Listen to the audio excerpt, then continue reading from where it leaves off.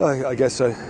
Vous avez probablement tous vu les images de la frappe aérienne qui a eu lieu dans la région de Tyr, alors que nous filmions un reportage sur la destruction d'un pont. Nous avons été soignés à l'hôpital pour nos blessures. J'ai eu un éclat d'obus dans le bras, profondément incrusté dans le muscle, juste ici. On me l'a retiré. Le voilà dans cette boîte. Ce que je veux dire, c'est qu'il s'agissait d'une attaque délibérée et ciblée contre des journalistes. Cela ne fait aucun doute. C'était une frappe de précision israélienne menée par un avion de chasse. Ce que nous faisions, c'était un reportage sur les attaques contre les ponts, ce qui vise à couper le Sud-Liban du reste du pays. 1 million de personnes sont désormais déplacées à l'intérieur du pays. Voilà la vérité, il ne s'agit pas de nous et du fait que nous ayons été attaqués en tant que journalistes. Ce que nous voyons actuellement, et ce sur quoi nous faisions notre reportage, c'est ce projet d'Israël visant à procéder au nettoyage ethnique du Sud-Liban. Il s'agit sans aucun doute d'une agression comparable, ou même supérieure, à celle de la Nakba. Il s'agit d'un déplacement forcé d'1 million de personnes, ce qui constitue un crime de guerre. Nous devons aussi dire que s'en prendre à des journalistes est un crime de guerre. Attaquer des infrastructures civiles